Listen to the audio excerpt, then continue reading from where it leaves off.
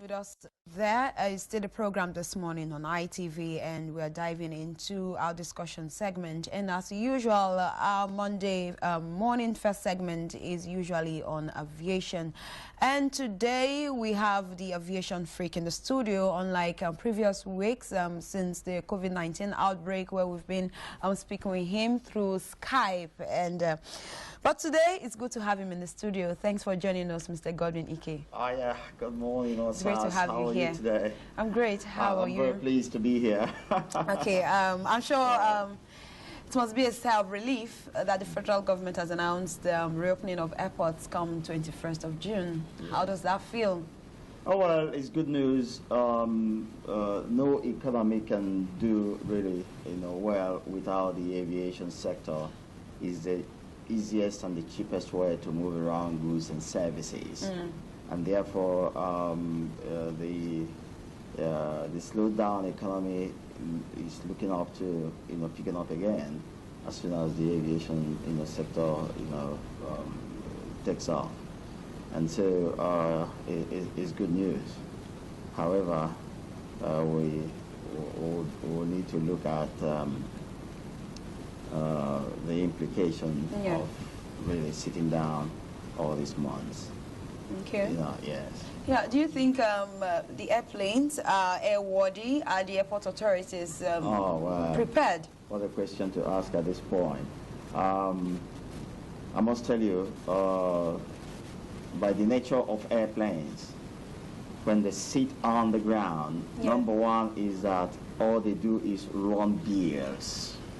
The only time they rake in money is when they're in the skies. Again, when airplanes sit down on the ground for a long time, months, weeks, their airworthiness become challenged. And so it will depend on what the line engineers available were able to do during the sitting down, because in the actual sense,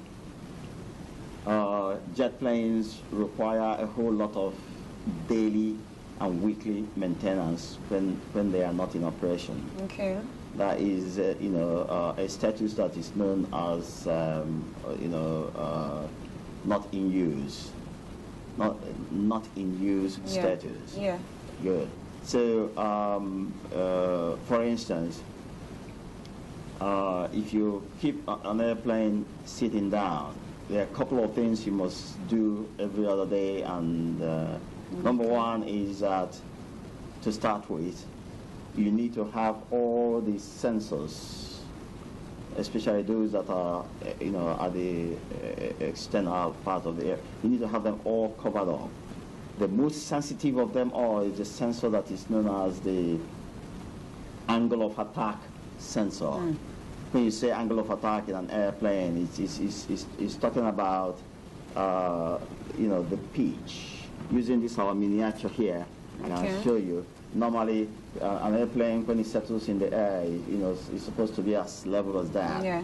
But in some cases, when you want to go up into the air, either during takeoff or you want to change your flight level, there's a possibility of, going up. This is a high pitch. Okay. But in doing this high pitch, there is a maximum angle that you must not exceed.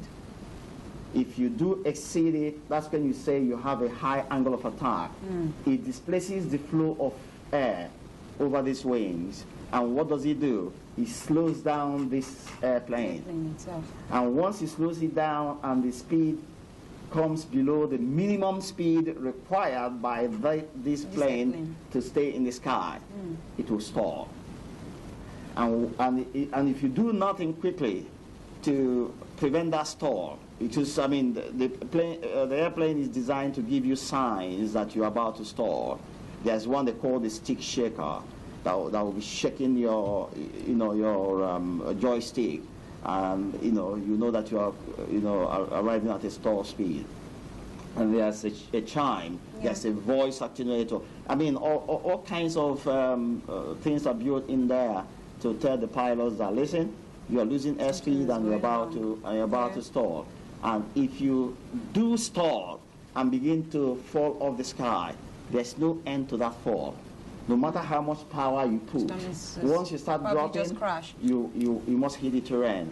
The only chance you have is if you have height advantage. If you are up there at 35,000 feet and you begin to have that kind of experience, then you have to push your stick, take a dive, gain speed, pull up, and level off again and fly away from the stall. Okay. That is the only chance. But if you are operating on a low level and you stall, forget it, you are doomed. The plane must hit the terrain.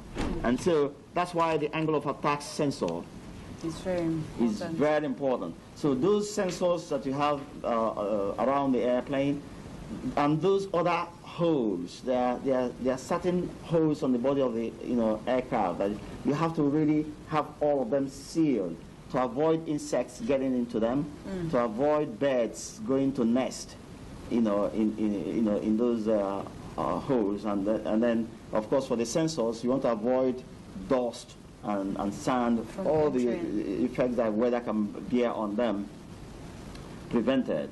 So that's number one thing that you. Then for the wheels, at least once every week, the wheels of an airplane that's sparked needs to be rotated.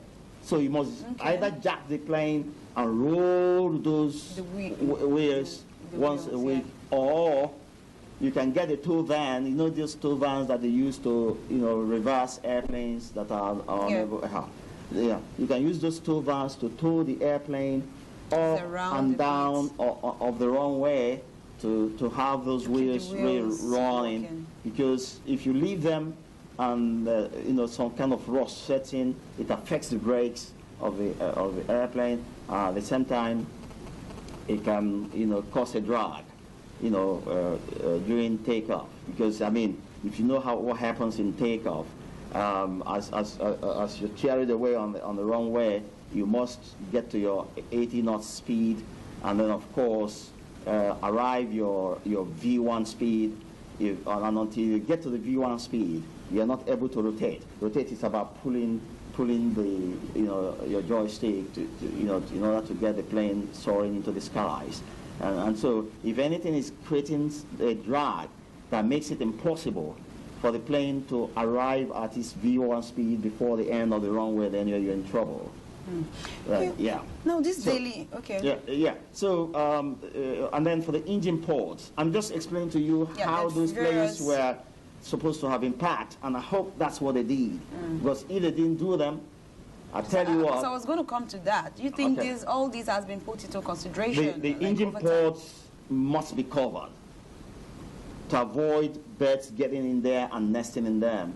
And of course, if birds are able to sleep behind the fans and nest, if you start off that engine, it's going to affect those fans, and there'll be a kind of a cascading of those fans, and get them all disorganized, and that can. If it's happening when you are airborne, then that airplane is in trouble. And so, and of course, the systems in the cockpit. When you sit down for weeks and months, there is likelihood that they are going to get off in use status. So all those software and the computer systems will have to be kept up to date at all times. So generally speaking, planes that have been parked for a long time are not safe to fly without maintenance. Okay, and now what do you think it will look like traveling by air that has been off for months and some weeks now? And what measures do you think have been put in place or has been put in place to protect the crew members on board and the pilots in the face of... I have suggested severally, and I'm going to suggest that again today, that the best way to go is making proper pre-flight arrangements that will ensure that the plane is sanitized each time there's a touchdown and disembarkment. Before people board, you have the plane thoroughly sanitized. And until you do that, you don't let new set of passengers to go in. And of course, people have to be checked. You know, the temperature, and all sorts of sanitize people, and make sure that those that are boarding are seen to be well. Well, don't be deceived by that, because some people are said to be asymptomatic. That means to say, for those that are asymptomatic, they may be looking pretty well, not showing any sign of illness, but in the actual sense, they have the virus, and those viruses are potent in them, and they can actually pass them on. So that is the deadly thing about the nature of the novel coronavirus. And so we just have to do the best we can, and do them diligently, pre-flight. The issue of social distancing, if you ask me, it's not viable, because airlines need all the money they can get to to be able to maintain those airplanes and keep them safe for us. Okay. Now, talking about airlines needing the funds and all, how quickly or how easy do you think the country's aviation industry would bounce back, having lost billions of naira to COVID-19 in this few months? The bounce back will depend on the financial assistance they get. They certainly would need financial assistance, and I hope they are beginning to apply, asking the CBN or the various banks, or there has to be a special soft loan. I've been recommending that, and I continue to say that. It's happening worldwide. There's no way they are going to be able to get it back running on their own. Yeah, without financial assistance. But it's got to be done prudently, and it's got to be done diligently. It's not a reckless one that you just dump money on people and they misuse them. It has to be really properly regulated and followed through to make sure that what the funds are meant for are what they are, Okay, as an expert, what steps do you want to outline? Some steps you think? No, I'm not going to teach them what they are going to do. If they need some consultancy in those areas, at least can give some tips, some suggestions. I mean, for instance, in the accounting system of serious-minded airlines around the world, they usually have their reserves where they put away, money from the gross takings that they make on daily basis for the rainy day. You notice that here, it doesn't seem that we're practicing same, and that's why once there's a small shaking, the airlines get into trouble. When this whole thing started, I remember watching the CEO of Qatar Airways on CNN, and he proudly told the world that they were able to fly, sometimes half-empty airplane taking people home, because they were drawing from their reserves. And of course, he announced that if the whole thing lasted so long that their reserves run out, that they were confident that the government will come to their rescue. And so that's where we are. The airlines have to be prudent and have to set up proper accounting system that will help them do what they have to get do. back running. Yeah. And now the federal government has approved funds for the construction of the second Abuja runway. How apt do you think that is at this point in time? Well, it makes sense. Can we get a short break? Okay, let's take a quick break quickly. We'll be back. Stay with us.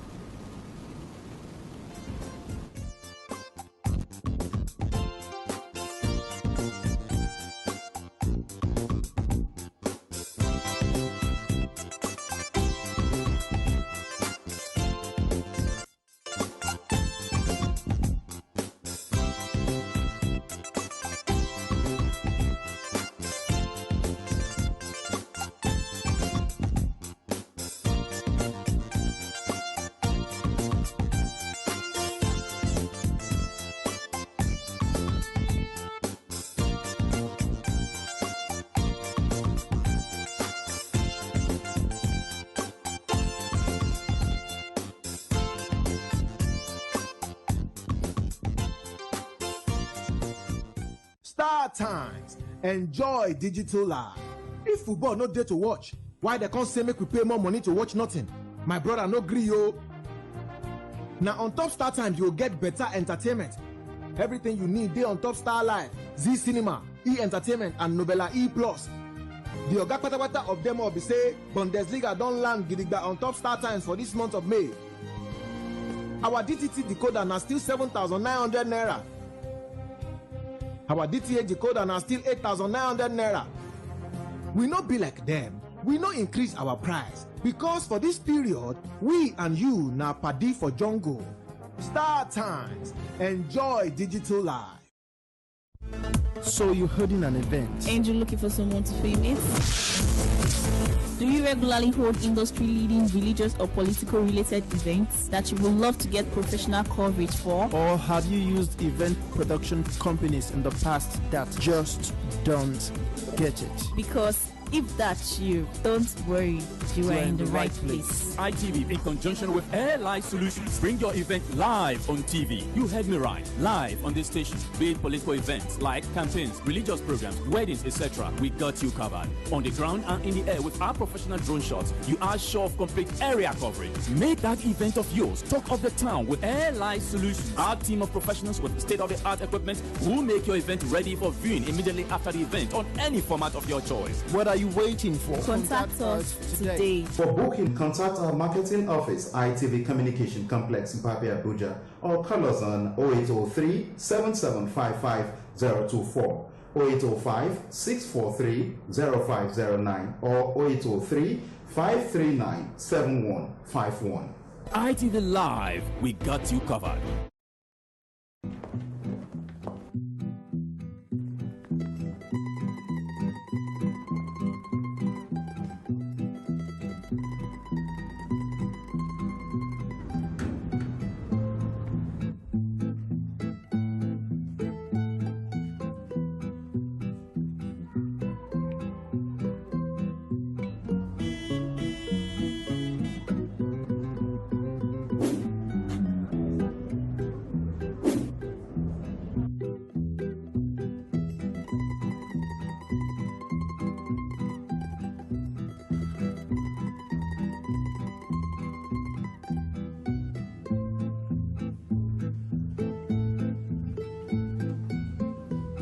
This is what happens.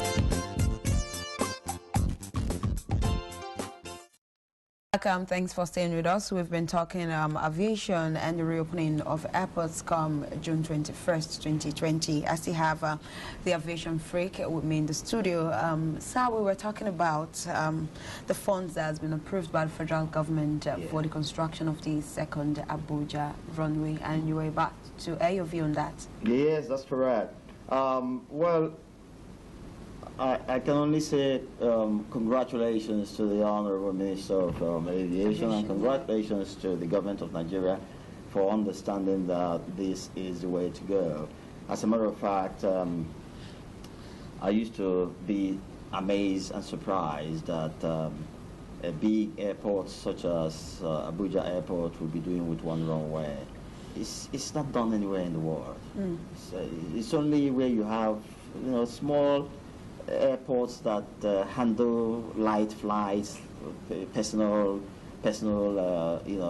private jets, and all those kind of not a massive airport such as an international airport in Abuja, doing with just I mean, yes, it's in the wrong way. It comes with its own hazards.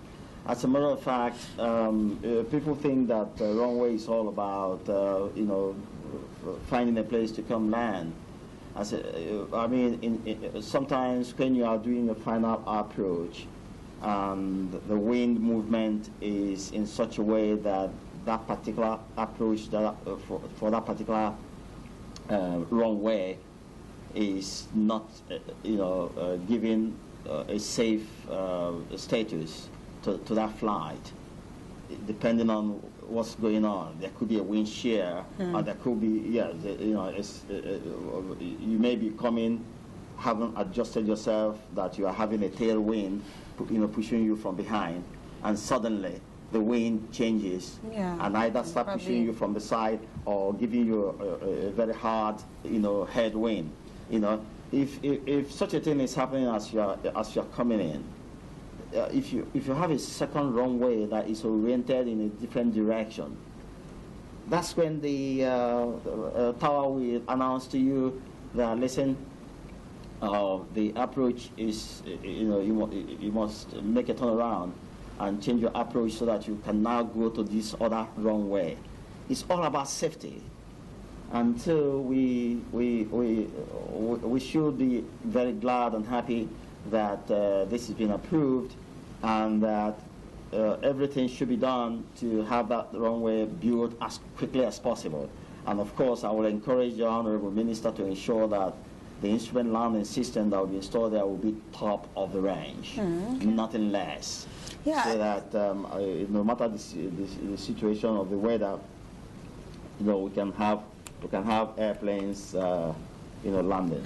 All right. Okay, now there's been calls for the review of Nigeria's bilateral air service agreement with other countries. What's your take on that?